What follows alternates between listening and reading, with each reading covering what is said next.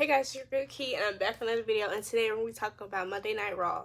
Now, first off, they opened the show with Gunther, and I was here for a little Gunther spitting, and he didn't do that. He didn't do that this week. He was, as he's been for a while, shook, not the same man he has normally been, and Cody has gotten to his manhood, I think. That loss against Cody, even though for a lot of people, Saudi Arabia has not been seen as canon, that loss, that whole scenario, everything about that has really gotten to him. As well as what has been said by Damian Priest. And I like the fact that Damian Priest is able to give off these promos.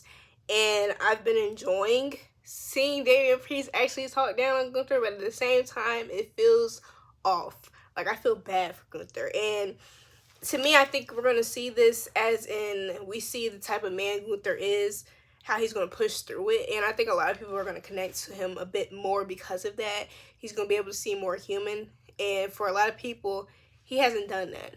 For a lot of people, they haven't connected with him because he seems mechanical. Now, to me, off of the things Damian Priest has done to Gunther, he got to get it back in blood. He has to get his honor back at Survivor Series. If he does not, put the fries in the bag, Gunther. Put the fries in the bag, like Carmelo says, because that is not going to be a ring general. Like, you got to get done away with that name if you allow yourself to get played by Damian Priest again. Like, he been done dirty. Now, next you have Academy, goodness gracious, American Made versus LWO. And Dragon Lee done had some good times. He done had some great times. So, this loss, it didn't hurt too bad. It didn't hurt too bad for the Dragon Lee fans. But, I won't say this, when it comes to American Made, the Creed brothers, they are so gifted in that ring. The moves they make and the things they do is insane to me. I feel as though it's insane. Like, around the first times we've seen them in action, they have done what they've had to do. I will say that Chad Gable being the one who messes with Rey's mask, it adds to the heel factor even more. Like, people are going to hate you even more when you mess with Rey Mysterio's mask, because you just don't do that. And that's how they got their win. They've been healing it out. And honestly, they need to get the tag team belts. I'm going to say it. They need to get the tag team belts. Now, Finn Balor and JD McDonough, they were able to get the win against the War Raiders. But they needed help from their crew. Because if they did not, they'd be without a belt. Without a belt. And before their match, Finn and Dom have had a bad, like, vibe between each other. Like, it's just not the same. And Finn Balor also says, like, there's no leaders in the group. But when I lead, we're successful. And that's just a weird feeling. Now, in the beginning of this, I had no side. Because at the end of the day, I like the fact that this would bring Dom out of his kind of comfort zone. Because he would no longer have solidified people to lean on. But Finn Balor, he lists off for the people in the War Games team for the women. And you know what he does? Finn leaves out Naomi. So, I am on a Finn Balor hate train at the very moment. His character, of course. I am on a Finn Balor hate train. So, I want to see Dom. I wanted to see Dom knock the sense out of Finn Balor now. Because he done played in my girl's face, and you do not get away with that. You're not getting away with that. But I see a rift. I see a rift. I see it. And I just don't know who's going to turn on who. That's the question. Who will turn on who?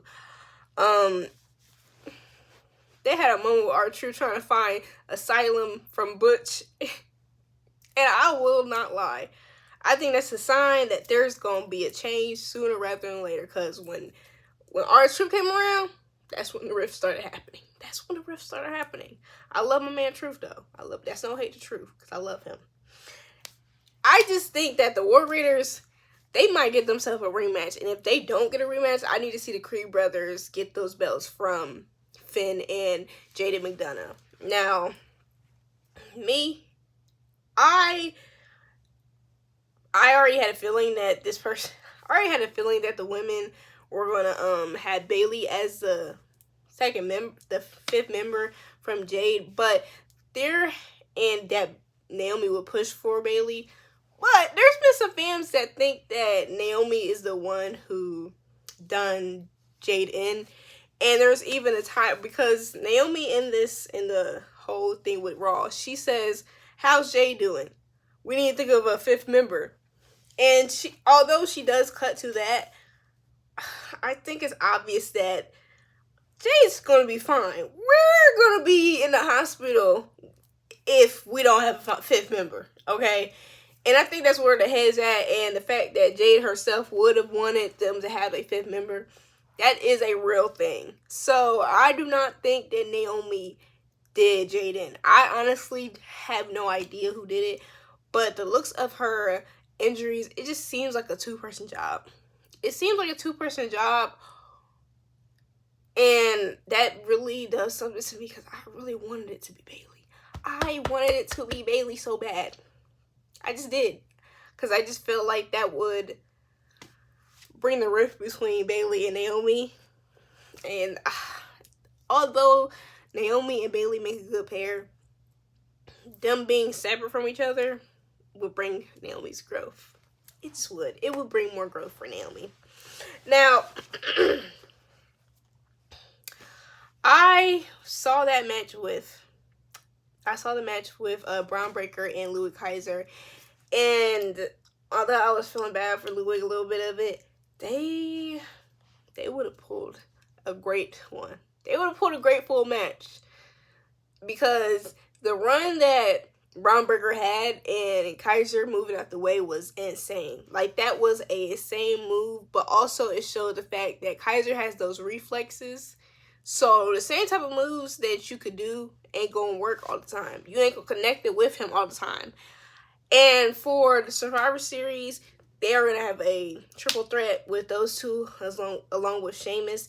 And I am on a team of wanting Kaiser to get the Intercontinental belt, because I wasn't even a fan of Braun Breaker having the belt again anyway. But imagine Kaiser and Gunther both with championships. Imagine that. Like, I hope y'all see it, because I see it. And hopefully, you know what I'm saying, Gunther has his, confidence back. Like, they would, really run it. And we will see Imperium in a different form.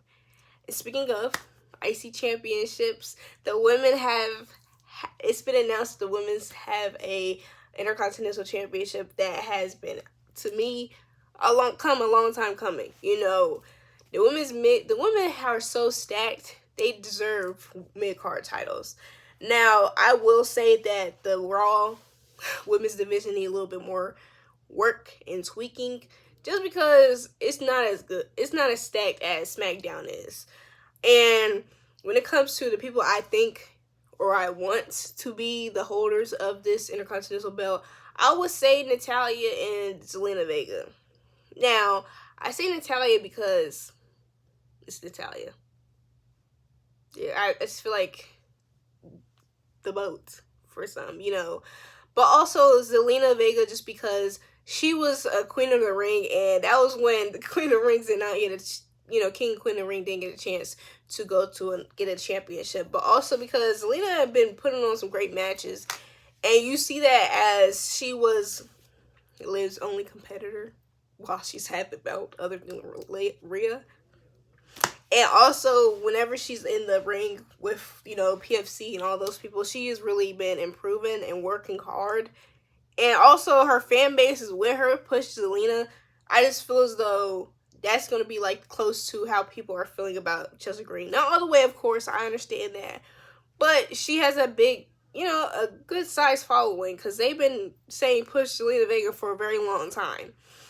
And I just don't know if Lyra Valkyria would be a good one as well. Just for the sake of it, if Maurice was on like wrestling, I say she can have it. I say she can have it. She can be one of the champions, just because y'all know the history behind that. But I think it's a great step in the right direction when it comes to, you know, solidifying the women's division as equal to the men's. Of course, I understand the whole storylines. It's not going to be the same attention, but it's a push in the right direction. And hopefully they actually, you know, pay attention to that, since, you know, you have things to pay attention to now. The OG bloodline against the new bloodline. We have our advantage match on Friday with Jacob, Fatu, and Jey Uso. And I just have a feeling that might not go well for Jey. I just have a feeling. It just hasn't been going well for the OG bloodline. It just hasn't, you know, and I'm scared. I'm very scared. But that's not to take away from Jey Uso, because I know Jey Uso know how to get down in the ring. It's just scared. But the Wyatt Six and Final Testament, they're still going at it, and Scarlett has been